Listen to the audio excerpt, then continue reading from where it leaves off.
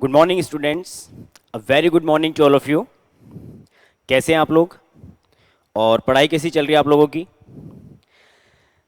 देखिए काफ़ी टाइम हो गया, कोरोना स्टार्ट हुए और ऑलमोस्ट 3 to 4 मंथ्स निकल चुके हैं। आप सब लोग अपने घर पे होंगे, कई लोग घर पे बहुत ज़्यादा बोर भी हो गए हैं, ऐसे मुझे फ़ोन्स आ रहे हैं।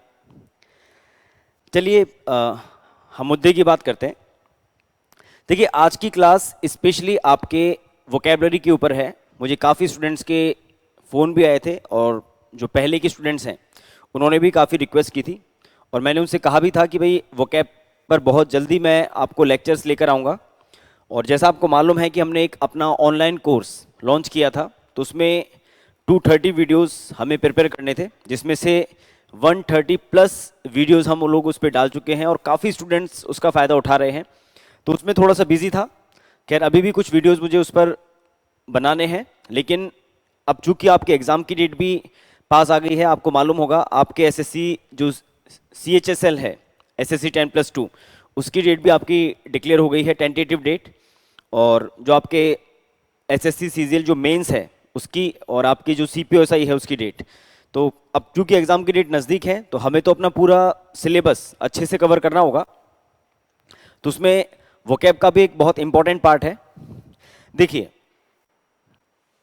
हमें वोकैबलरी में प्रिपेयर क्या करना होता है, सबसे पहले आप एक बात को समझ लें, क्योंकि जब तक हमारे माइंड में ये क्लियर नहीं होगा कि इस टॉपिक का वेटेज कितना है या इसकी इंपॉर्टेंस कितनी है, तब तक हम उस पर ध्यान नहीं देंगे।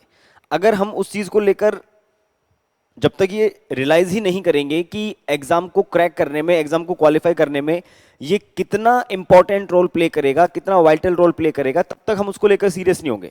ठीक है, तो सबसे पहले आप देखिए, जब हम वोकैबलरी की बात करते हैं तो अलग अलग एग्जाम्स में वोकैबलरी के कुछ अलग अलग सेगमेंट हो सकते हैं। जहां तक एसएससी को लेकर अगर अपन बात करें तो हम लगभग 5 पार्ट्स में इसको डिवाइड कर सकते हैं। हालांकि वैसे होते तो लगभग 3 ही है, लेकिन मैं इसलिए कह रहा हूं क्योंकि वो भी उसके साथ चीजें चल जाती हैं। जैसे हमें क्या करना है, आपने सुना होगा एंटोनिम्स आपके होते हैं, जिनको आप लोग विलोम शब्द कहते हैं, वर्ड्स हैविंग ऑपोजिट मीनिंग। एक आपने सुना होगा सिनोनिम्स, पर्यायवाची शब्द, वर्ड्स हैविंग सिमिलर मीनिंग। एक आपने सुनी होंगी स्पेलिंग्स। अब देखो स्पेलिंग में भी आपके 2 पार्ट हैं, वर्ड्स करेक्टली स्पेल्ड भी इसमें आता है और वर्ड्स रॉन्गली स्पेल्ड। अगर आपको 4 स्पेलिंग दी गई हैं, उनमें से 3 स्पेलिंग करेक्ट लिखी गई हैं, तो आपको गलत वाला ऑप्शन चूज करना है। और अगर 4 ऑप्शन में से 3 ऑप्शंस गलत हैं तो आपको सही वाली स्पेलिंग चूज करनी। तो आपको स्पेलिंग्स इसमें पढ़नी होती है। एक आपने सुना होगा वन वर्ड, ये मैं शॉर्ट में लिख देता हूं, सब्स्टिट्यूशन। और एक आपने सुने होंगे इडियम्स एंड फ्रेजेस। तो ये वैसे ईडियम और फ्रेजेस को और वन वर्ड सब्स्टिट्यूशन को वोकेबलरी में काउंट ना भी करें तो भी एक बार चल जाएगा, लेकिन वोकैब के नाम पर हम ये 5 चीजें स्टडी कर सकते हैं। एंटोनिम्स हैं, सिनोनिम्स हैं, आपकी स्पेलिंग्स हैं, आपके वन वर्ड हैं कि आपको एक पूरा सेंटेंस दे दिया जाता है और उसकी जगह पर आपको एक वर्ड यूज करना होता है, वो वर्ड उस पूरे सेंटेंस का मीनिंग कन्वे कर सकता है। और ईडियम्स और फ्रेजेस हैं।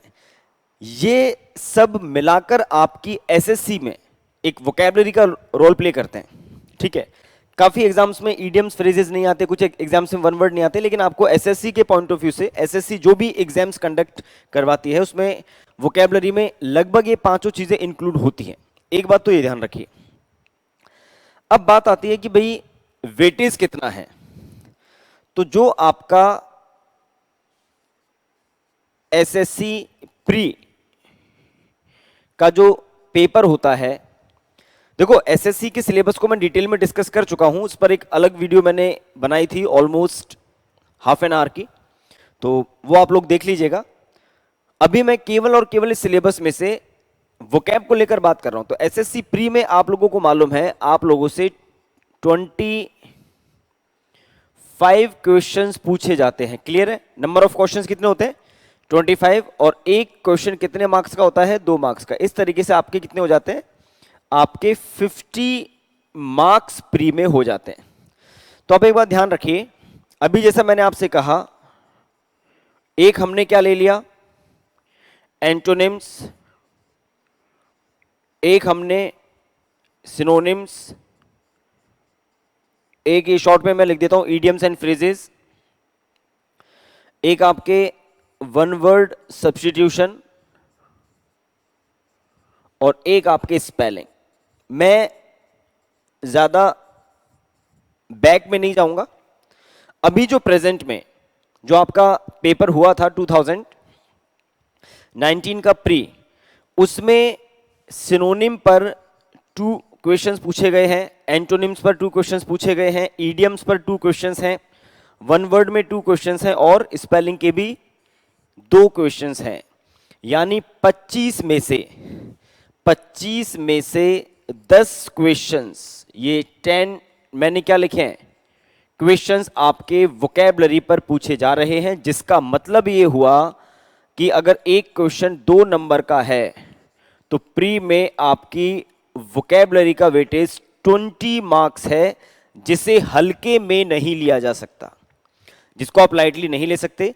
आपको 50 में से 20 मार्क्स प्री में ही वोकैबुलरी दिला देती है, अगर आपकी उस पर एक अच्छी मास्टरी है, एक अच्छी कमांड है, आप एक अच्छा उस पर एक उसकी रिच नॉलेज, एक अच्छी नॉलेज आप रखते हैं। ये तो बात हो गई प्री की। अब हम चलते हैं मेंस में। तो मेंस में आप लोगों को मालूम है कि जो आपका जो पेपर है वो 200 मार्क्स का होता है। 200 मार्क्स का कैसे होता है? आपके नंबर ऑफ क्वेश्चंस 200 होते हैं, और हर क्वेश्चन आपका एक ही मार्क का होता है, इसलिए आपका एसएससी मेंस 200 मार्क्स का है। अब इसमें अगर हम बात करें antonyms, synonyms, idioms, one word, और आप लोगों के स्पेलिंग्स की, तो देखिए कहीं ना कहीं मेंस में आपको ऐसा लगता होगा कि शायद वोकैबुलरी का वेटेज कम है, हो सकता है आपको ऐसा लगे, लेकिन आप इस बात को ध्यान से समझ लीजिए कि आपके एंटोनिम और सिनोनिम पर 3-3 क्वेश्चंस पूछे जाते हैं। हालांकि 25 क्वेश्चंस में से 2 क्वेश्चन आना और 200 क्वेश्चंस में से 3 क्वेश्चंस आना, तो उसके हिसाब से तो आपको ऐसा लग रहा है कि भाई वेटेज कम है भी, और ऑनेस्टली बताएं तो थोड़ा कम है। लेकिन आप इसको भी आगे जाकर देखना, मैं आपको एक्चुअल में क्या समझाना चाहता हूं। एंटोनिम पर 3 क्वेश्चंस हैं, सिनोनिम पर 3 क्वेश्चंस हैं, ईडियम्स पे आपको 10+ क्वेश्चंस देखने को मिलेंगे, वन वर्ड पे आपको 10+। 10+ का मतलब है कि आपको मिनिमम 10 तो मिलेंगे, कभी आपको किसी एग्जाम में 11 क्वेश्चंस भी मिल सकते हैं, इवन 12 तक भी पूछे गए हैं वन वर्ड पे, ठीक है। और स्पेलिंग लगभग आपको 4 से 5 स्पेलिंग पूछी जा सकती है। तो जब आप इनका टोटल करेंगे तो ये टोटल लगभग 30 से आप इसको 33 या 35 लिख लीजिए, लगभग इतना ये टोटल आपका बैठता है, इतना टोटल आपका बैठेगा। क्योंकि ये तो क्लियर है ही, 10-10-20 हो गए, प्लस मैंने लगाया तो मान लो कभी 11 आ गए, 12 आ गए, तो 23 हो गए, और फिर अपन इनको जोड़ते हैं तो लगभग 33-34 तक ये आंकड़ा पहुंच जाता है। तो 30-35 क्वेश्चंस है। अब कई बार स्टूडेंट्स को लगता है कि भाई यार आउट ऑफ 200 3 तो क्वेश्चन आने वाले हैं एंटोनिम्स पे या सिनोनिम्स पे, और एक क्वेश्चन 1 मार्क का है, और कोई गारंटी भी नहीं होती कि आप सॉरी कि आपने जो वोकैबुलरी पढ़ी है उसी में से आपको सारे वोकैबुलरी में पूछे जाने वाले जो एंटोनिम्स हैं, सिनोनिम्स हैं, ईडियम्स हैं, वो सब उसमें से मिल जाएंगे, या थोड़े बहुत उस लिस्ट से बाहर निकल जाएंगे, या कुछ ज्यादा ही बाहर निकल जाएंगे। कोई प्रिडिक्ट नहीं कर सकता, अनप्रिडिक्टेबल पार्ट है। 2017 का पेपर मैक्सिमम स्टूडेंट्स ने देखा है और सबको मालूम था 2017 में क्या हुआ था। वोकैबुलरी बहुत ही नई, एक अलग लेवल की पूछी गई थी और काफी स्टूडेंट्स को उसमें प्रॉब्लम आई थी, ठीक है। लेकिन आप एक बात ध्यान से समझिए कि जो आपका लगभग 70 मार्क्स का एक पार्ट और है, आपको मालूम होगा मैं किसकी बात कर रहा हूं। मैं बात कर रहा हूं आपके कॉम्प्रिहेंसिव पार्ट की।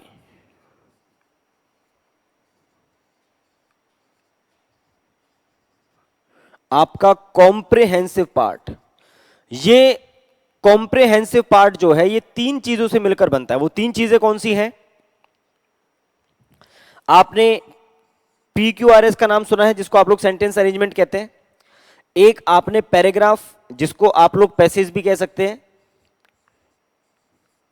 और एक आपके क्लोज टेस्ट, जो आपके खालिस्तान वाले छोटे छोटे से पैराग्राफ या पैसेज होते हैं। ये तीनों मिलाकर एसएससी में लगभग 65 से 70 मार्क्स के पूछे जाते हैं।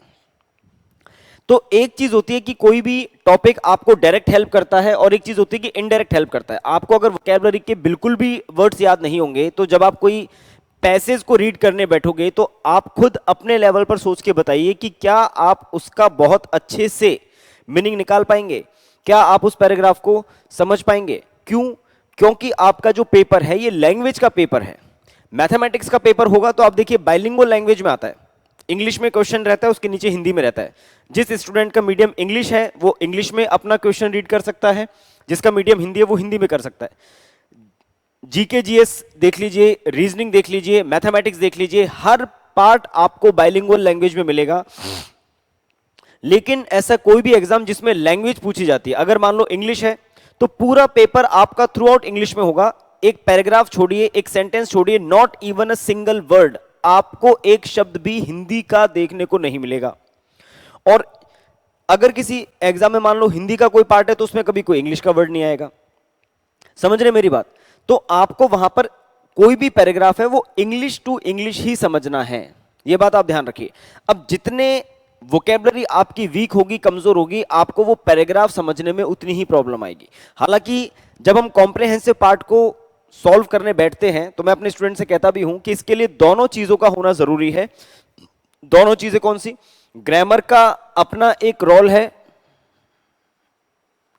क्योंकि जब आप कोई भी PQRS सेंटेंस को लॉजिकल वे में जोड़ेंगे, अरेंज करेंगे, तो मान लो कोई ग्रामर का हिंट है, कोई स्ट्रक्चर एक्टिव वॉइस में है, कोई स्ट्रक्चर पैसिव वॉइस में है, कहीं पर कोई नॉन फाइनाइट वर्ब यूज में ली गई है, कोई पार्टिसिपल यूज में लिया गया है, तो ग्रामेटिकल स्ट्रक्चर भी बहुत इंपॉर्टेंट रोल प्ले करता है चीजों को मैनेज करने में।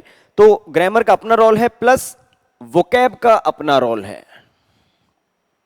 ये दोनों मिलकर आपको कॉम्प्रिहेंसिव पार्ट सॉल्व करने के काबिल बनाते हैं कि आप एक बहुत अच्छे तरीके से, एक इफेक्टिव तरीके से कॉम्प्रिहेंसिव पार्ट को सॉल्व कर पाए। तो अभी हम बात वोकैब की कर रहे हैं, तो जितनी आपकी वोकैबुलरी स्ट्रांग होगी आप पैसेज को अच्छे से पढ़ पाएंगे। सेम वही चीज क्लोज टेस्ट में है। क्लोज टेस्ट में भी क्या होता है? एक पैराग्राफ होता है जिसमें बीच बीच में से शब्दों को हटा दिया जाता है, तो वो भी आपको समझना है। और PQRS में आपको सेंटेंस सीक्वेंस में एक प्रॉपर तरीके से अरेंज करने होते हैं। तो तीनों में कहीं ना कहीं वोकैब का अपना रोल है। अब इसको अगर हम देखें तो ये 70 मार्क्स का पार्ट है और 30 से 30 मार्क्स में डायरेक्ट वोकैबुलरी पूछी जाती है।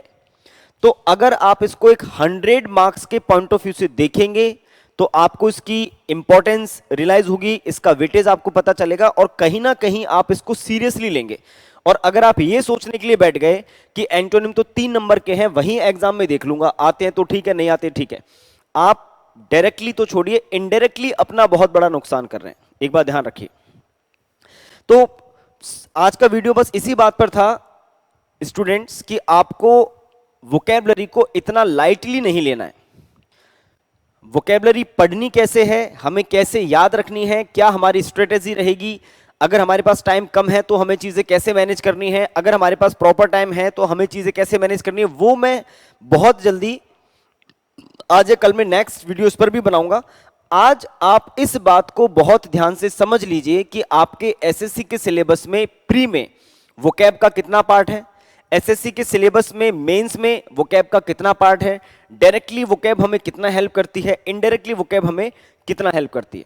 और एक बात ध्यान रखिए, अगर आप ये सोच के पढ़ेंगे कि बस मैं एग्जाम दे लूं, क्योंकि देखो मैक्सिमम स्टूडेंट्स का बड़ा शॉर्ट टर्म प्रोसेस होता है, एग्जाम से कुछ दिन पहले सीरियस होते हैं, उन चीजों को एक तरीके से क्रेम करना, रटना, और ये लक या चांस की बात है कि उसमें से अगर वर्ड आ गया तो ठीक है, नहीं आया तो एक अंदाजे पर तो सब लोग अपना आंसर लिखकर आते ही हैं, एक अंदाजे से तो हम लोग टिक करते ही हैं।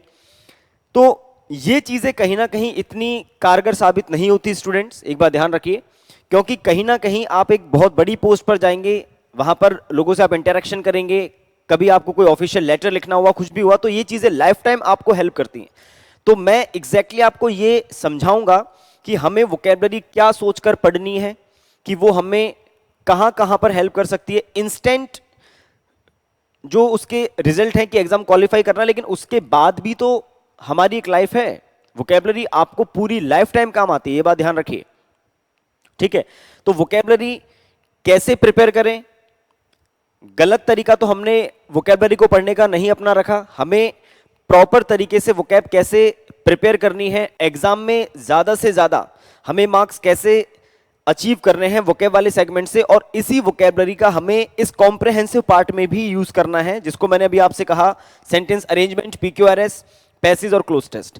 तो एक बात ध्यान रखिए, प्री में भी वोकैब का वेटेज कम नहीं है, 20 मार्क्स बहुत होते हैं आउट ऑफ 50, क्लियर है। लगभग 40% आपका 100 में से 40% वोकैबुलरी कवर करती है, सीधा सीधा क्लियर, इस पर तो सीधा क्वेश्चन आ ही रहा है। और मेंस में अगर आप वैसे देखें तो आपको लगेगा कि लगभग 18 या 19% है जो सीधे क्वेश्चन है, लेकिन वैसे देखोगे तो 50% है। और वोकैबुलरी कोई टफ नहीं है, बस हमारे पढ़ने के तरीके थोड़े से ठीक नहीं होते, हम एक वेल प्लान्ड स्ट्रेटेजी बनाकर वोकैब को नहीं पढ़ते, मिस मैनेज हमसे हो जाता है, हम एक प्रॉपर तरीका नहीं यूज कर पाते, इसलिए हमें वोकैब पढ़ने में प्रॉब्लम आती है। जो अभी मैंने हमारा कोर्स लॉन्च करा, उसमें काफी स्टूडेंट्स के मैसेज भी आ रहे थे कि सर वोकैब कैसे पढ़नी है, आप कुछ बताइए। तो आज आप केवल इस बात को समझिए कि वोकैबुलरी आपके लिए कितनी इंपॉर्टेंट है, हमें उसे कैसे पढ़ना है। इस पर बहुत जल्दी कल ही मैं नेक्स्ट वीडियो बनाऊंगा, और उसके बाद आपकी वोकैबुलरी की प्रॉपर क्लासेस स्टार्ट हो जाएंगी। आप इस बात को लेकर निश्चिंत रहिए। जब मैंने आपको क्लियर कर दिया कि आपके एग्जाम की डेट से पहले आपको पूरा कोर्स प्रॉपर तरीके से सिस्टमैटिक वे में ऐप पर आपको मिल जाएगा, क्लियर है। फिर भी कोई डाउट रहता है तो आप मुझे मैसेज कर सकते हैं, आप मुझे कॉल कर सकते हैं। Thank you so much, best of luck to all of you.